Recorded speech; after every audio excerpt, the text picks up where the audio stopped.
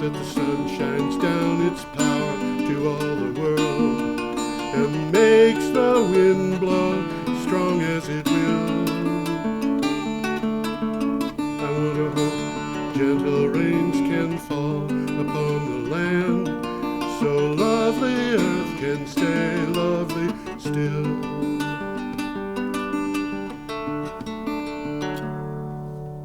Hello, ladies and gentlemen. Welcome to the, what is this, the 362? The 362nd edition of Energy Week, which comes from my blog, geoharvey.com, which you can go to, or you can click on we're listing the entire show online now, so at BCTV and other places, people can click on the basically the script of what we are talking about and just follow it. How about that? They can get the script now? Yeah, the thing that we get from or they can go to the blog that you and I share. Yeah. You know, I mean, there are a bunch of different ways of doing this. Well, some of them are worth doing. Yeah. Having said that, and by the way, that's geoharvey.com. Today is the 13th, it's 12th. I'm losing my numbers here. Today's the 12th. So we're starting. Let's see what my watch says. A week ago. Yeah, it says it's the 12th. On the 5th. We're starting on the 5th. By golly, I was right there. We're starting on the 5th. I'm confused here because I'm going to be talking about something that's not part of the script, and that is what's been happening with energy stocks, and particularly energy stocks in the fossil fuels industry. I'm looking right now at the Dow Jones Coal Index. Now, the coal index hit an all-time high in June of 2008. Okay, yeah, I think we're going to talk about that. And that was about 750. That was with George W. Bush in the White House. Interestingly, by the time he left office, it had fallen from 750 to 160. Okay. Which set the stage for Obama's war on coal. Okay. Coal recovered a lot of that, going above 500 in Obama's first term, but in the second term it fell down to 45. That's quite a drop. That's quite a drop, but it's not as big a drop as the 750 to 160. And Donald Trump, when he took office, it was 45. Today, it is right now at 4.74. So it's lost 4.74. It has lost over 90% of its value under Donald Trump. That's coal. Well, I don't think you can really blame him. I mean, no, I'm not blaming him. I'm just saying it costs too much to use. Yeah, the people who were blaming Obama has, if you're going to take the numbers and just throw them at the president, Obama's numbers are the best of the three. So that's coal. Now, oil and gas, and this is important for other reasons too. The Dow Jones Oil and Gas Index right now is at 249.67. And when Donald Trump took office, it was 625. So it's lost over half. Fossil fuels aren't doing very well. Well, it's lost over half of its value with Donald Trump in office. Wow. Now, it had actually made money. It had gone up with Obama in office.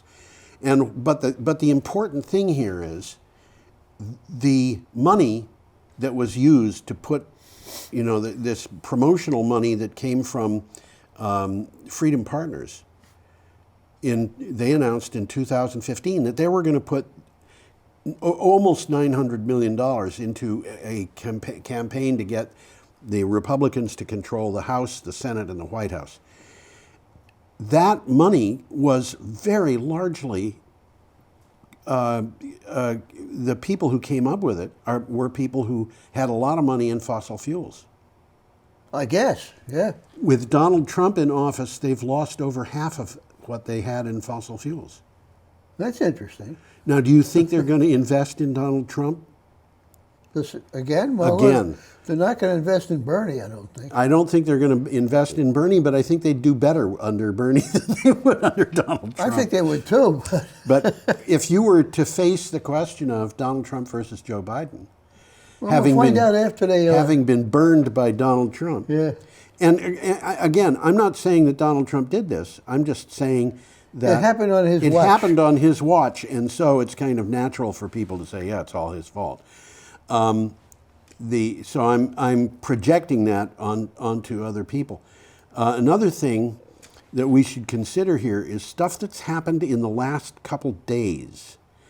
The coronavirus caused a downtrend in the use of oil. That's happening. It started that's a little bit ago. Today's news. Yep. And then what happened was Saudi Arabia and Russia had a falling out. And they're playing games. And they're playing games, and they're going to pump as much oil as they possibly can. And my understanding is that Saudi Arabia can deliver oil that it pumps for $3 a barrel. So they have I would say 10, but for 3? That's what I read. And it cost them $3 a barrel to get the oil. To pull it out of the ground. And they've already got the wells in place. Well, in Saudi, the oil bubbles to the surface. Yeah. Now, here's the thing. Vladimir Putin also apparently can go a long ways delivering oil cheap. Can he really? And he is very mad, apparently, at Donald Trump and the Americans because Russia was the biggest exporter of oil. Yeah. And all of a sudden, under Donald Trump's watch, the United States. And why? Because of shale oil and fracking. Yeah. Well, I got news for you. Shale oil and fracking both depend upon a high price for oil. I'm talking about upwards of $50 a barrel. Yeah, I was just going to say $60, but yeah. And so if they're delivering oil at $30 a barrel, those fracking companies go out of business. They're going to go out of business. Well, we will be talking about that this show. So that's where I wanted to start the show. And I should close all this stuff down and go to, here we are, Energy Week, number 362. Today is the 12th of March, 2020. And you can go to the places that I've already indicated, geoharvey.com, and also the link that is on the show posted.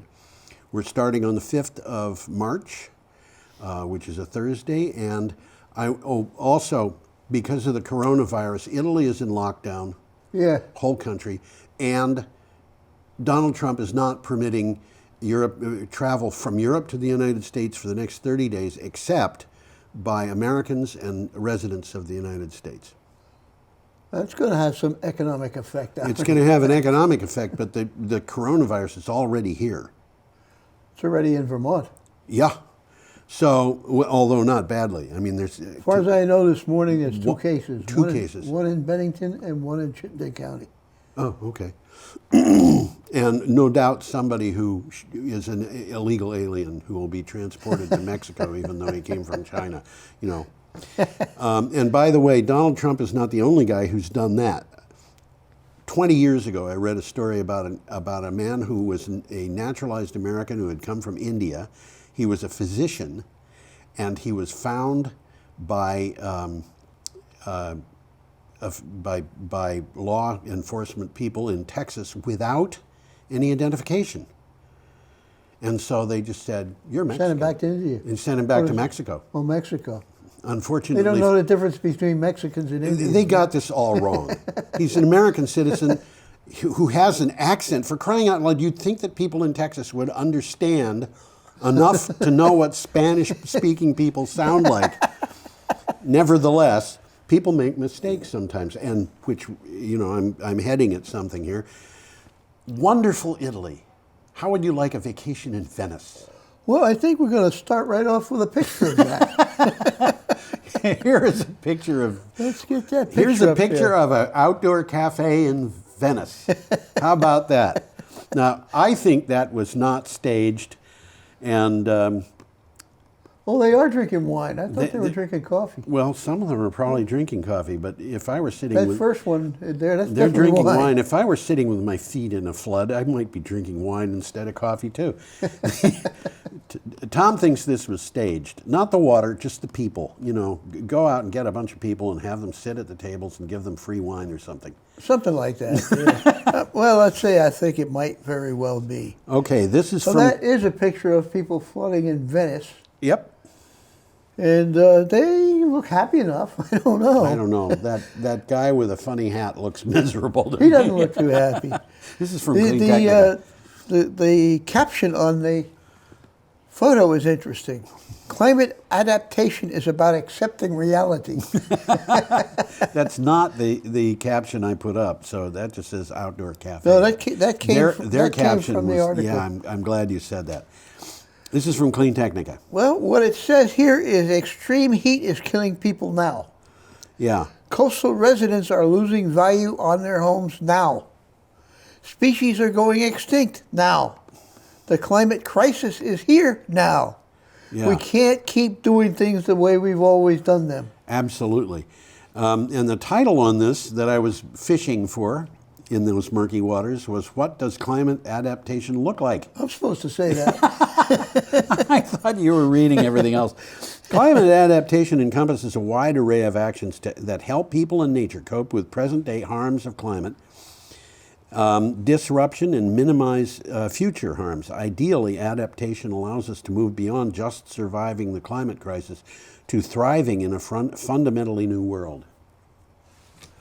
Well, The picture says it I all. hope that's not the new world. I hate to see Brattleboro like that. Well, Brattleboro is not likely to look like that. It has been like that. I lost a car in a flood. Yeah, I know. The Whetstone Brook flooded and caused a lot of damage. But most of Brattleboro is pretty high above rivers and Well, once you get up to High Street, that's why they call it High Street. yeah, I know. But I mean, that flood was pretty much confined to Elliott Street and Williams.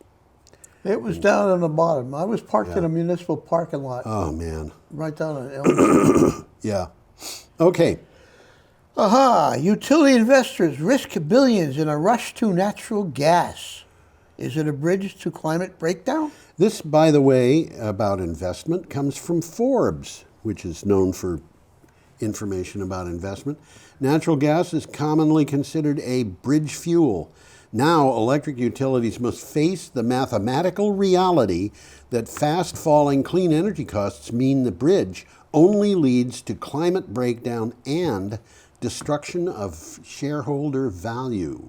Which is interesting. Now, this is Forbes saying this. So Yes. they know what they're talking about. Well, we hope. Usually. Yeah. Well, natural gas infrastructure is incompatible with a low emissions future. Yes. I mean, we've talked about that.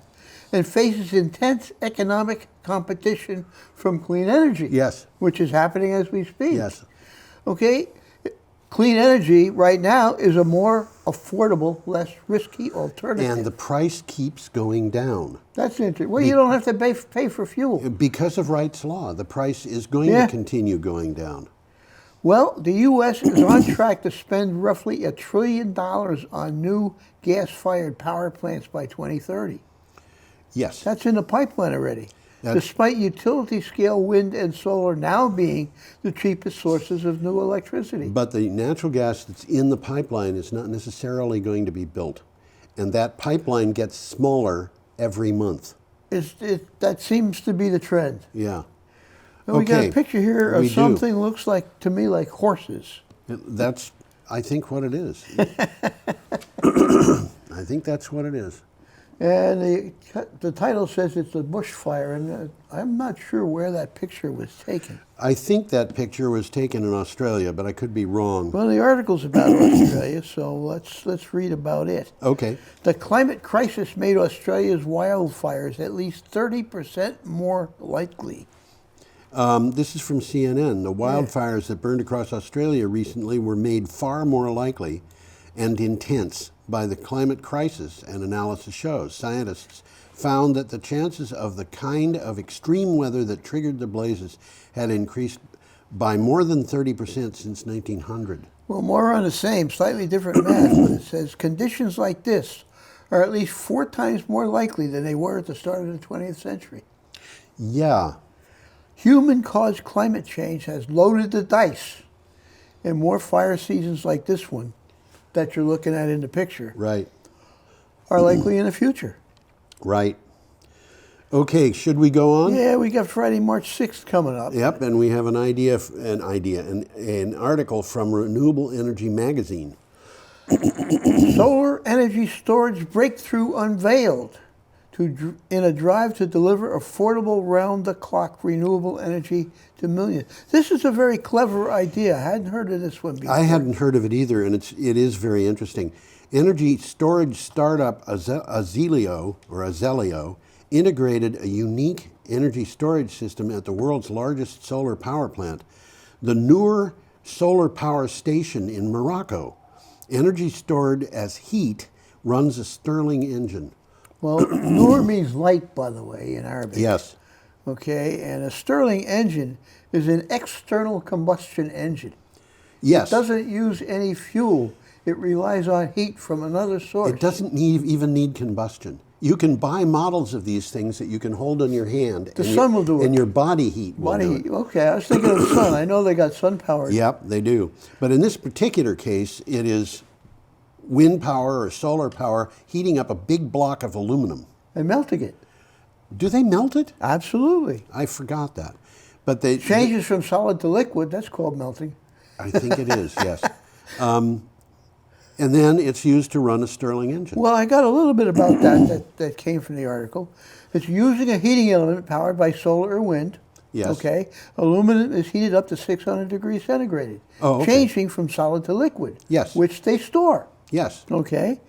Using a heat transfer fluid, thermal energy is transferred to a Stirling engine, Yes. which doesn't care where the heat comes from, okay, and runs solely on heat. And the Stirling engine, in turn, runs a generator to produce electricity with 0 emissions and at low cost. This is pretty clever. This is really a good scheme. If it is as efficient as a battery, a thing like this could last a good deal longer than a battery. I would think. And it's basically physics and mechanics driving this thing.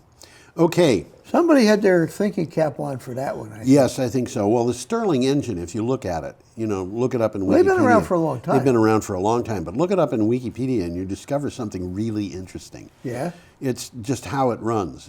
It's one of those things that you look at this and say, Hey, kid. how do you do that? like lifting itself by its own bootstraps, huh? That's what it looks like. It's got a piston which doesn't have a piston ring, I can tell you that. The air just flows around the edges. Well, let's start off with a picture here. Oh, let's do that. Okay. This is air pollution. And the article comes from Clean Technica. Who'd have thunk? The article says there that air pollution pandemic, and they use that word, is worse than wars, parasitic diseases, HIV, AIDS, and smoking. Yeah. Air pollution is taking 3 years from your life on average worldwide. Now that includes. What's to sneeze about? No, this includes people in Vermont. Your life expectancy is shorter. Yeah. Now it may not be 3 years, but that's the average worldwide. That's an average. And Vermont's air, by the way, is not all that clean. Well, it's not Vermont air; it's Ohio air. That's right.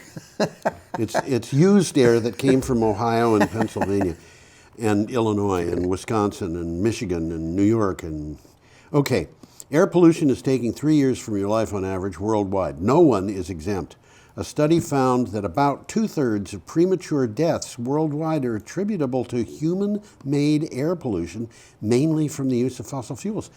2/3 of premature deaths. Now that would include deaths in automobile accidents, deaths in... They're not isolating the deaths by cause. No. They're just saying the total amount of... Which is kind of a little bit funny, because I don't think that air pollution has too much to do with automobile accidents. No, but it does have to do with emphysema and for sure. lung cancer and other kinds of cancer. Well, I'll touch base with that. Yeah, okay, go This ahead. came from the article. Air pollution causes damage to the blood vessels through increased oxidative stress, which then leads to increases in blood pressure, diabetes, stroke, heart attacks, and heart failure. There you go. So they got it all. They've got the vectors there. They do. We must eliminate, and that's from the article, the toxic cocktail of molecules and lung-clogging particles cast off by burning oil, gas, and coal. Yes. 5.5 million deaths a year are avoidable. And there is one giant solution to the pandemic: switch from fossil fuels to clean, renewable energy for both transport and electricity Which will generation. save the environment from climate change, and it'll save us from spending a whole lot of money that we don't have to spend. Well, that's the message that they're trying to get across. You know, as I think about this, they say that the people who are defending the fossil fuels companies in court are the same law firms that defended the tobacco companies. I read that. And I'm looking at this and I'm thinking, you know what? Fossil fuels are an addiction, just like tobacco is. And You certainly could call it that. there are a lot of things in common there. But one thing about fossil fuels is even people who are not addicted are dying.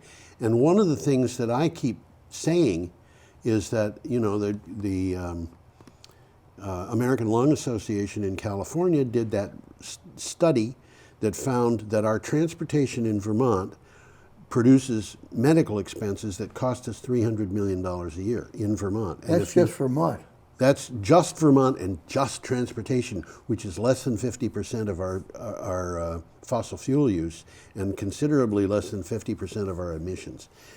And This is pretty complicated. well, isn't it? basically what it comes down to is that we're losing, $300 million is $480 per person in Vermont. But when you expand it to include the other sources of pollution, it's going to be $1,000 per person plus. Wow. And that means if you've got a family of 5, you're supporting, through your taxes, through your medical insurance, at the doctor's office or the hospital, about $5,000 a year in expenses that you don't want to spend. A lot of people can't afford to spend it at all. And the reason is because we're addicted to automotive transportation. And, you know, you could just go down this list. Which is partly by design.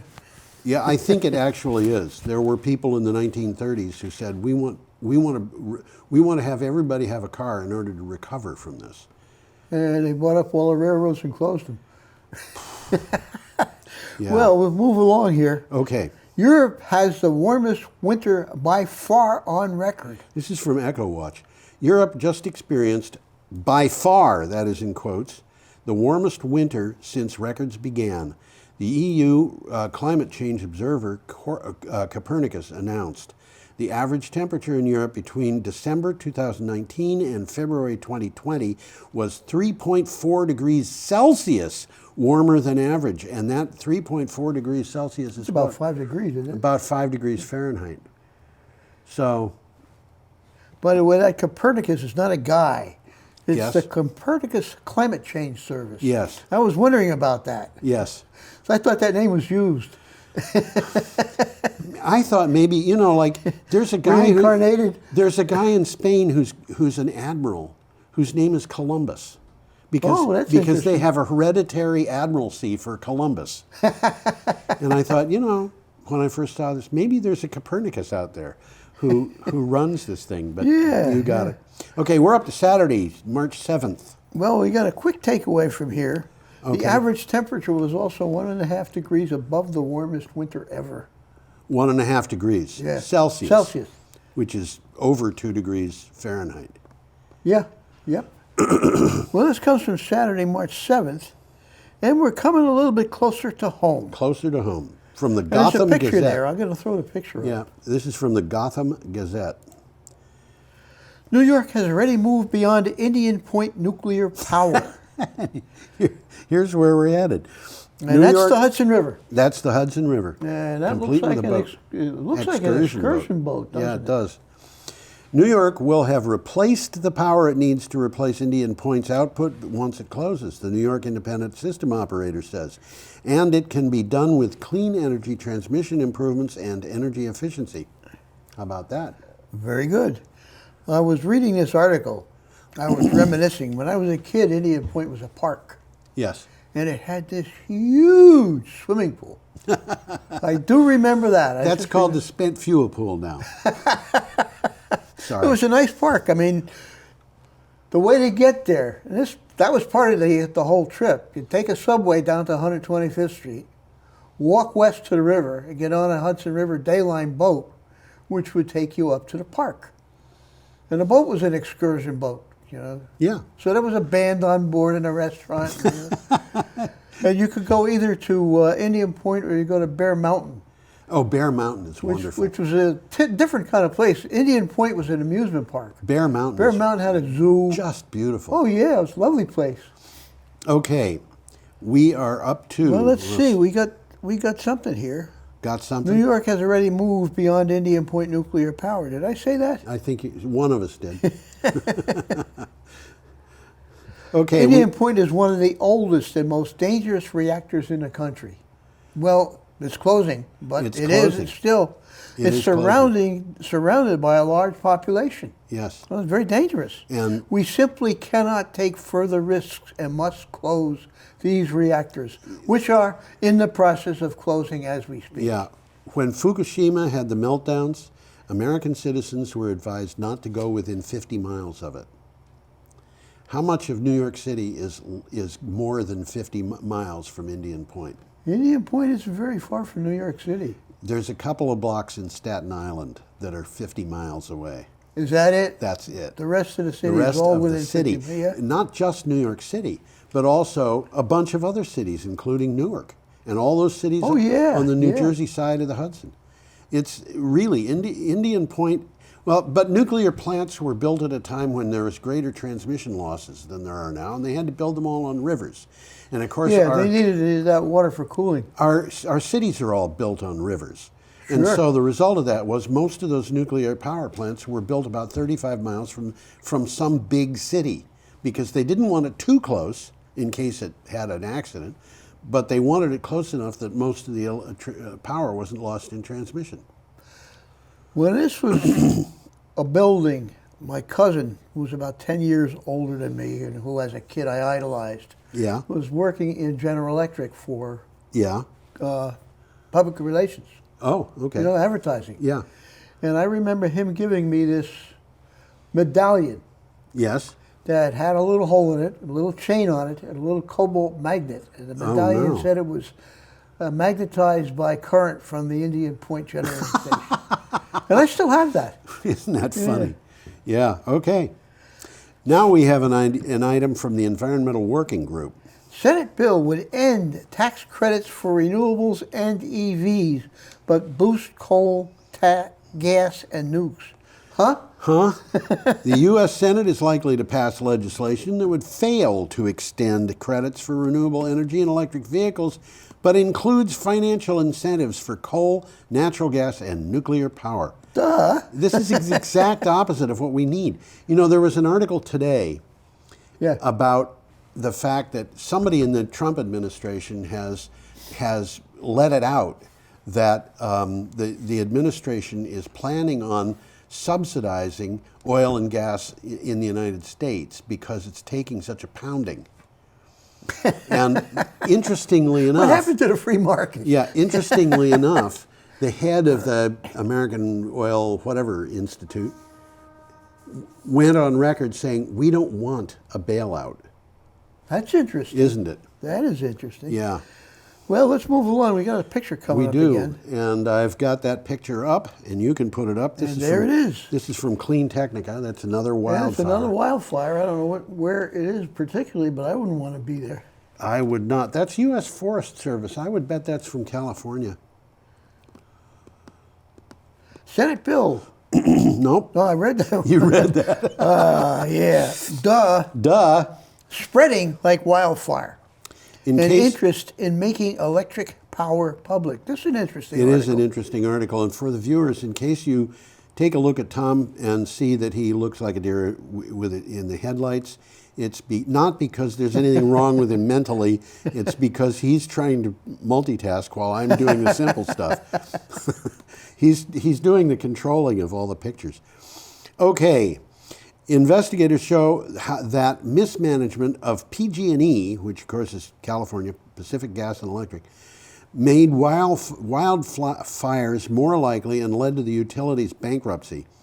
California legislators and community members are calling for a public takeover of the electric utility.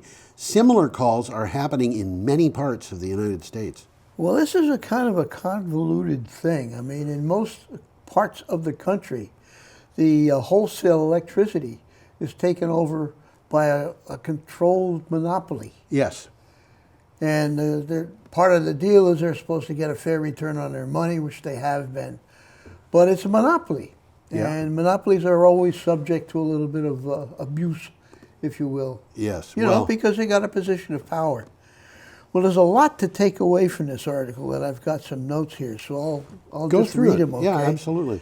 I'm going to put us up so they know who I look like. Looks like a deer in the headlights. Prioritizing shareholder returns over maintenance budgets has increased the risk. The bankruptcy, when we're talking about PG&E now, That's right. presents a unique opportunity to buy grid infrastructure and redirect investment into public goods like resilient solar and battery storage rather than private profits. So what they're talking about is creating a public utility that will handle the wholesale end of the business. More than 2,000 public utilities already provide power to about 45 million people. So this is nothing new. I mean, there are public utilities. They've been There's around. even public utilities right here in Vermont, like in Reedsboro. Oh, there's a bunch of them. Yeah. Yeah. Up north there's more, but Reedsboro's down this way. Yeah.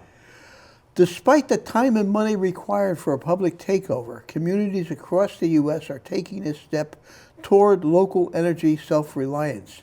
And in the article, there's a list, the future of public power in U.S. communities. That's interesting. Yes. You might want to take a look at that one. Okay, we're up to Sunday, March 8th. And we got a picture coming up. We have an again. item from Already there's a PG picture. Magazine USA. There we go, by Joe. That's Looks like a house. rooftop solar panels. There's a lot of panels in that picture. I would say. One roof that's pointing the wrong direction. Well, they've had something up there on that roof. You can tell by the different color tiles. Yeah, but I have no idea I don't know what it what's is. going on. Germany's electric generation was 60% renewable in February, with wind power replacing lignite usage. Actually, it was a little over 61%, I think. I think so. Says. These were the set of new records. 61.2. 61.2. There were a set of new records set in Germany for monthly electric generation during February. Wind power generated 45.8% of German electricity, almost half. Solar power contributed 4.2%. So without other renewable sources like hydro and biomass, you've got 50% of the power right there. Well, lignite is like very, very, very soft coal. Yeah. And it's very polluting. It's really nasty stuff. And the amount of electricity it generated fell to 11%, which is a new low. Well, what it's saying here, 11 is exactly right. Biomass reached 8.3%, and hydropower was 3%. Yes. Okay, electricity from lignite was just not profitable. And it's, And overall, renewables had a 61.2% share. Yeah. The times they are changing, folks. Lignite is so inefficient as a source of heat that the power plants that use it are all built right next to lignite mines. Right next to the mines, exactly. Because they can't afford to ship this stuff. It drives the price up. As those power plants get old and retire, those lignite mines close. They got no choice. They got no choice. And that is, just part of the reality of lignite in Germany. And Germany has been dependent on lignite for a long time. Okay. Well, they got a lot of it. Yes, they do. And let's burn it all around. Let's burn it all off while we can. And we can't anymore. We reported on a couple of years ago a story about a German lignite mine that was opening up not far from the Polish border, and the mine was opening up. There was going to be a plant there, and that mine was twice the size of Manhattan Island. It was big mine. I remember Big that. mine. Vaguely remember. And there were that. whole medieval communities, Yeah. little The whole thing towns. is the mine. These old medieval buildings were being torn down for a lignite mine. Okay, we have an item from The Guardian. Expensive and underperforming.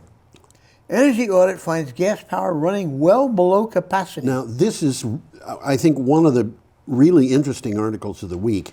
Energy analyst Hugh Sadler from the Australian National University's Crawford School of Public Policy found that combined cycle gas plants in the national grid, the ones described as baseload, ran at just 30% capacity over the last 18 months.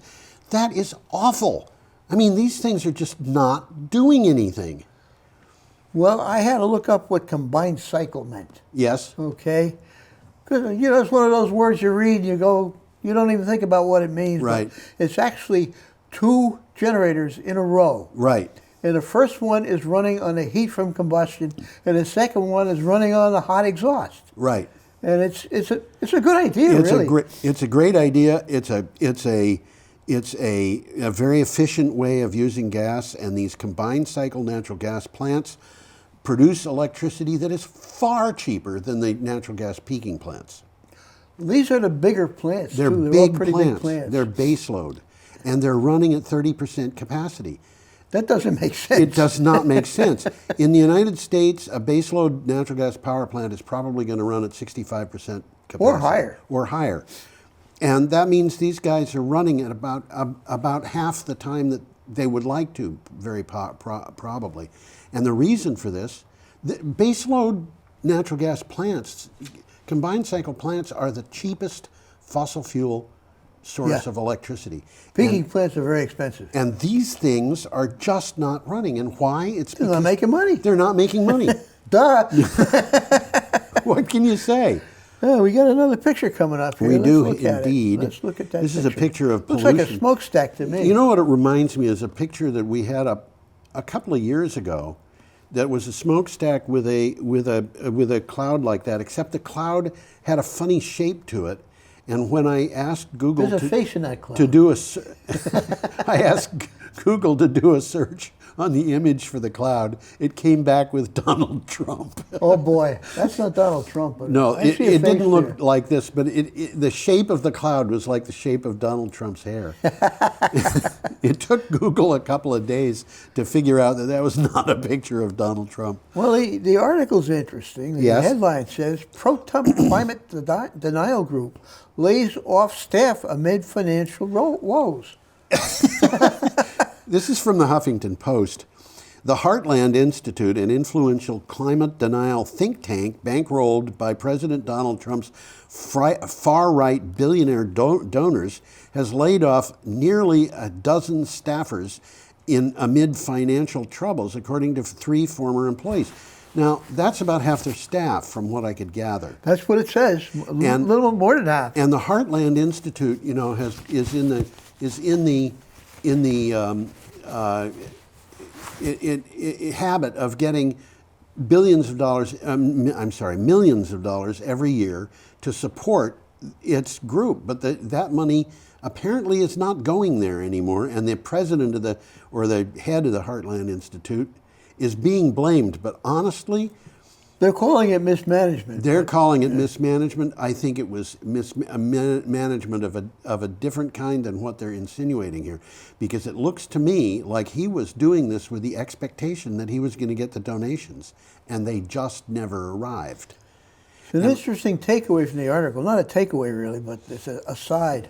Heartland is the think tank paying for the far-right German woman anti-Greta. Yes, that's right. Anti-Greta. We talked It about shows that. that Greta is effective if they have to come up with an anti-Greta. They've got this anti-Greta who's I think I read that her mother was was involved in some, not a neo-Nazi organization, but almost. No, I think you're right. I think you're right. Was I a think neo-Nazi? they mentioned that her family has neo-Nazi ties. But getting back to this story, as I was saying earlier, the stock market with the stock market, these people who are invested in fossil fuels have lost half their money.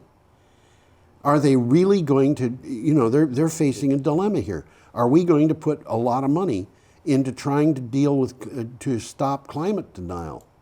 And honestly, it's kind of like trying to stop people coming into the U.S. from Europe. The cows are out of the barn, and so now we're going to lock the barn doors. Good idea. Good idea. And here, the money's been lost. Are we going to put more money into something that is not making us money? Interesting world. Interesting world. Well, we got an interesting article this time. Renewables generated more electricity than coal in the U.S. last month. This is Monday, March 9th, and it comes from Sour Energy. In the dead of winter, renewable energy sources, solar, wind, hydropower, generated more electricity than coal plants in the United States.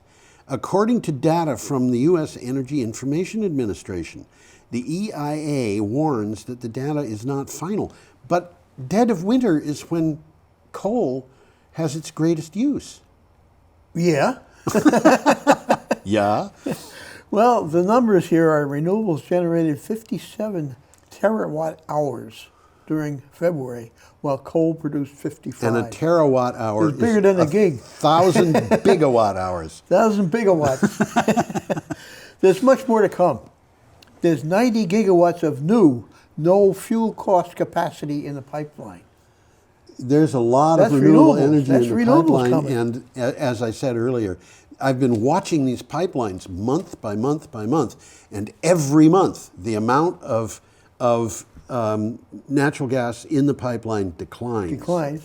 And it has declined by over half in the last 2 years. Well, unfortunately for the gas, it's not living up to expectations. No. They're running out much faster than they thought they would. They fracked gas. Yeah. Yeah. And in order to produce fracked, you know what, Tom? If the fracking companies go out of business, who's going to get the gas out of the ground? And if the gas doesn't come out of the ground, what happens to the price of natural gas in the United States? I would say it goes up. This is not going to be a stable marketplace, I don't think. I'm talking about natural gas.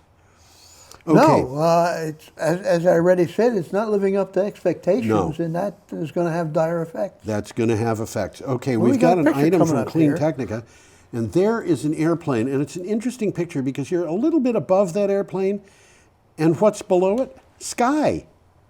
Maybe it's flying upside down. and they flip to the image. That's an interesting picture because it's an artist's conception. Yeah. But there on the wing is about 7 motors. Yeah, and if you look, there's on the tip. Oh, on the tail there's about 4 more. There's a tip on each of the wings back there. It's a lot of little motors. A lot of little motors. Big ones. Yep. And they're called jets, but they don't sound like jets. No. Well, they're sort of jets, but a different kind of jet. They're a different kind of jet. Okay, what do you got for a title? Wright begins developing propulsion system for commercial electric plane. This is an interesting article. It is an interesting article. Wright Electric, an electric plane startup based in Los Angeles, has begun developing the propulsion system for the Wright 1, an electric 186-passenger commercial aircraft. So it's a good size, regular size plane. Yep. The propulsion system will reportedly have 10 to 14 electric motors. Let's pull the picture up again and take a look at that. Yeah, let's do that. And you can see very clearly that this plane is flying upside down, and they've inverted the image because the sky is down.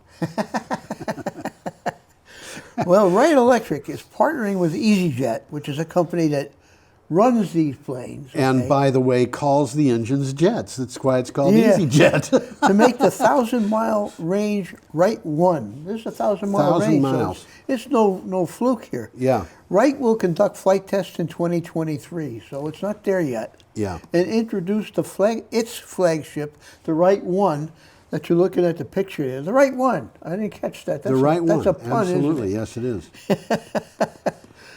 is. It's going to introduce it sometime between 2027 and 2030. Yeah. Batteries will be quick swapped at the airport terminal. Which means you can fly them in and fly them out. Basically, it's 20 minutes to change the batteries. Which is- so they're not going to recharge the batteries in How long does it take to fill a commercial jet? probably line? about as much. I would guess, maybe longer. I Well, don't know. the right one will be initially used for short flights between U.S. cities like New York to D.C., Yep. L.A. to Vegas. Yep. You know, they're not going to be crossing the ocean with these things. We're just going to yet. have to speed up here. We've got 14 minutes and 14 7 minutes items. left to go. Okay, our next item is from Clean Technica. Oil prices plunge as OPEC countries fail to reach agreement. The nations that make up the Organization of Petroleum Exporting Countries met to craft a response to the coronavirus pandemic, which, by the way, the WHO now officially calls it a pandemic, in hopes of keeping the price of oil from falling. They failed largely because Russia refused to cut its production, CNBC reported. Well, I was reading a little bit about this morning, and it's very confused. Well, but basically what happens here is I think Vladimir Putin wants to crush the American oil industry, and he knows he can Well, do I think it. he does, yeah. Well, low prices will put pressure on expensive extractions such as fracking and tar sands. Less oil would impact the pipeline business. Right. So we got a chain going on here. Less production will benefit the environment Yes. from fewer emissions. Yes. Many oil-producing nations, and this is important, depend on income from oil to survive. Yes. A decline in revenue could destabilize them The politically. Nigerians are very, very upset because they're going to be losing a lot of money. Well, what they're talking about here is the ones that could be destabilized. Iran, Yeah. Iran, Iraq, Iraq. Venezuela, which is destabilized already. Well, about Brazil, yeah. plus Russia. It could destabilize Russia. 65% of, or at least this was true a year ago, of Russian foreign trade was based on its sales of fossil fuels. 65%. 65% of Russia, that's a big hunk. When That's- Donald Trump was saying the United States is the biggest exporter, the Russians were not happy to hear that because he was talking about succeeding in competition against them. Yeah. Now it's their turn to succeed in competition against us. And Well, they got it a lot easier because they only have to bring that oil from Russia to Germany or something. absolutely. Like that, you know? I mean, They don't need boats. we've got a trade war going on here between Saudi Arabia and Russia, and guess what? Both of them are hurting the United States, Interesting, isn't it? isn't it? Okay, we're up to Tuesday. And they're not March- working together either. No, they're not.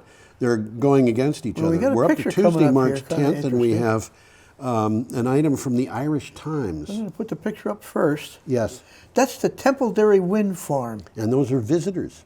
They certainly look like it to me. Tom and I went to the Sheffield wind farm, and I was thinking about that when I looked at this picture because those people are standing on stairs, and the Sheffield wind farm, I think it was like one step or two steps up into the mast of that wind turbine that we went to. This is over in. This is in Ireland. You can get the whole crew. No, I'm talking about the one we went to. It was Yeah. up near Bennington. Yes, that's right. Applications are open for community wind and solar farms, and we're talking about Ireland now. Yeah. Communities across Ireland can now get into renewable energy business by submitting bids to build their own wind and solar developments. That's interesting. Yeah, it is. Successful applicants will be awarded state contracts to generate green power for the national grid. Well, what the article says is communities building solar or wind farms generating between 1 and 5 megawatts of power can participate. Yeah. Okay, it is expected at least 10 community ventures will apply. Now, 5 megawatts which is the top limit of this, Yeah. is the size of the solar array that we have on our landfill. Yeah, it is, isn't it? Just So, about you the know. same thing. Okay. More than 3,300 gigawatt hours of renewable energy overall will be auctioned. Okay, so this is no little thing. For all renewable technologies in the auction, most of the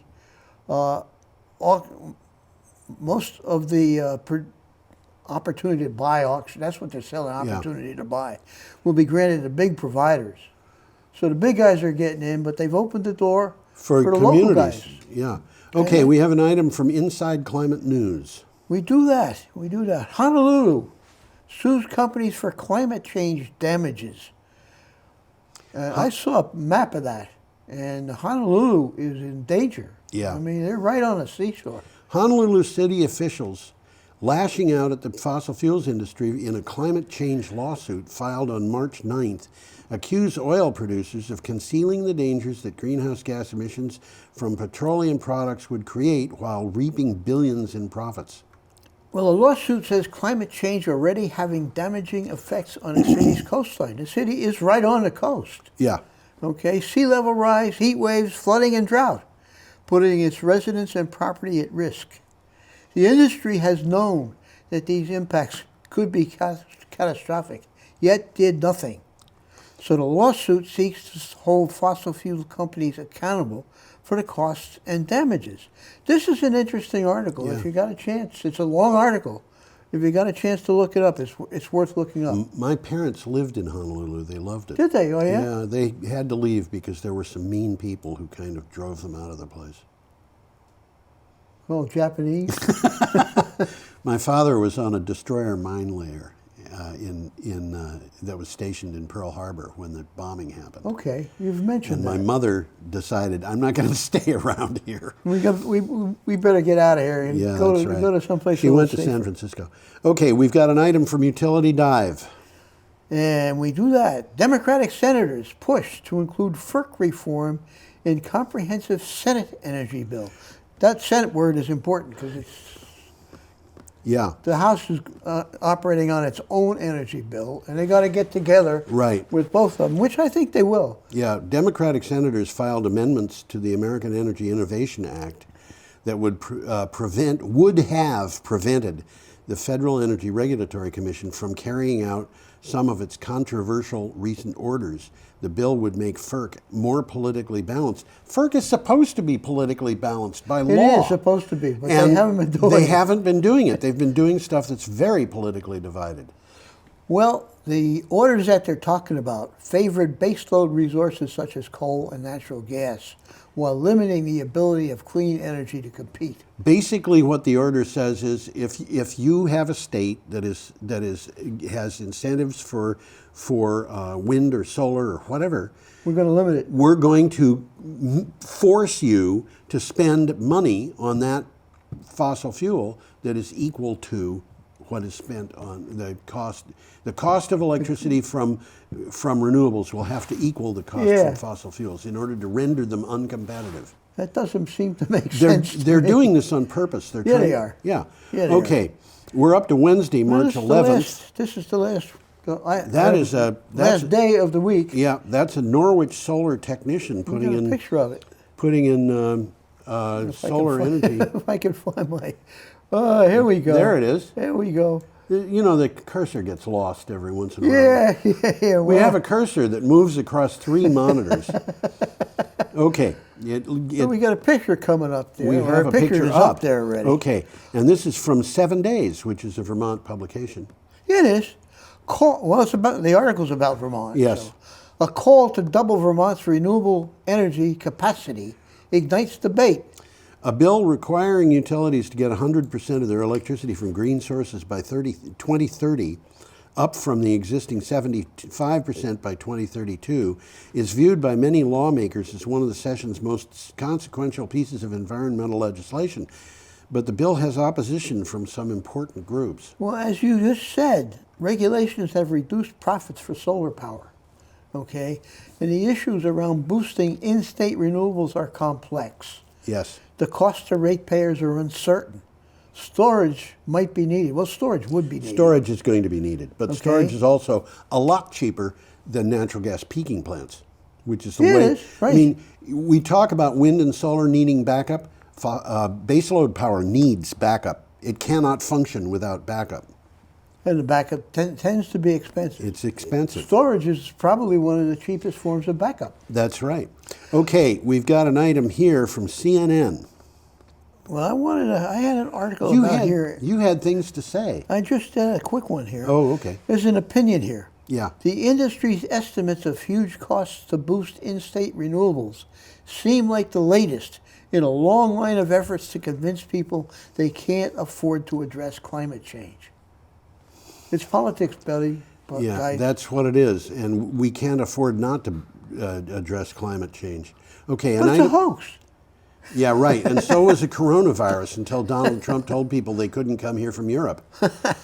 Okay. Well, why Russia and Vladimir Putin are waging an oil war with America? Just touch base on this. This is where I started off. Vladimir Putin knows America's fragile oil industry is built on a mountain of debt. Well, yeah. Moscow's refusal to join OPEC to mitigate oversupply is aimed in part at drowning U.S. shale oil companies that compete with Russian oil but rely on higher prices in a sea of cheap crude. Well, yeah. What they're saying is if the prices go too low, we're not going to be able to come up with shale oil.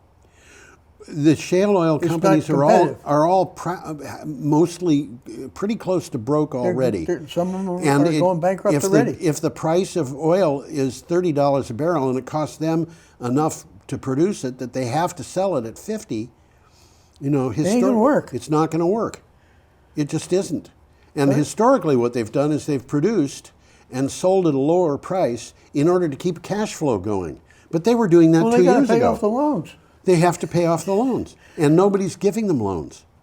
Did we mention that last week? I think we did. I think we did. Yeah. Well, there's a quick takeaway here. Yeah. Putin's goal is to cripple the U.S. shale industry because it's competing with his exports. There you go. Okay. And he wants to wrest market share back from American frackers. Right. So that's what Putin's up to. Now, Saudi Arabia, I don't know where they're coming from. They contributed to this by launching a price war.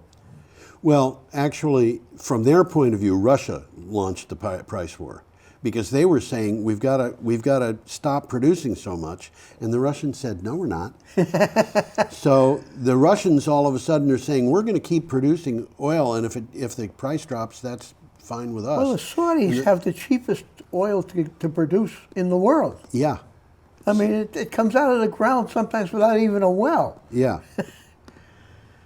Yeah. Okay, we're up to our last item. We have a very interesting picture here. Let's see if I can't find the picture.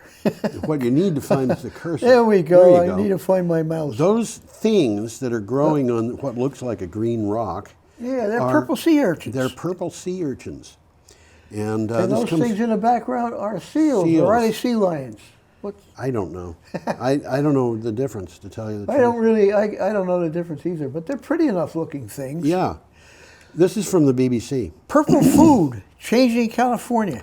Since 2014, parts of the California coast have lost more than 90% of their bulk kelp forest due to problems related to climate change. Losing the kelp forests could mean an ecosystem cascade that would devastate many species and local economies. The solution to this may involve our eating purple sea urchins, those purple things. Where they're coming from there is the purple sea urchin feeds on kelp. Yeah. Okay, and it can form ravenous feeding fronts or urchin barrens. The creamy gold roe from sea urchin is highly prized in Japanese restaurants. Right. Okay, so environmental groups are reaching out to chefs to convince more people to give it a try. And this is a quote here. Just like you'd go into an oyster bar and get live oysters, you could order a live sea urchin and eat the roe straight from it. That doesn't sound like fun. Well, it's, it reminds me of descriptions I've read of or heard of people eating live animals, which all just turned me off very badly. Well, we eat live oysters, we eat live clams. Oysters don't, most of these things... They don't have eyes. They don't have eyes, they don't have brains. There's no brain in an oyster. I had a office mate once who was an ocean biologist, and he told me, scallops have eyes, lots of them. Do they? Yeah, but they don't have brains. And if you put a starfish in a tank full of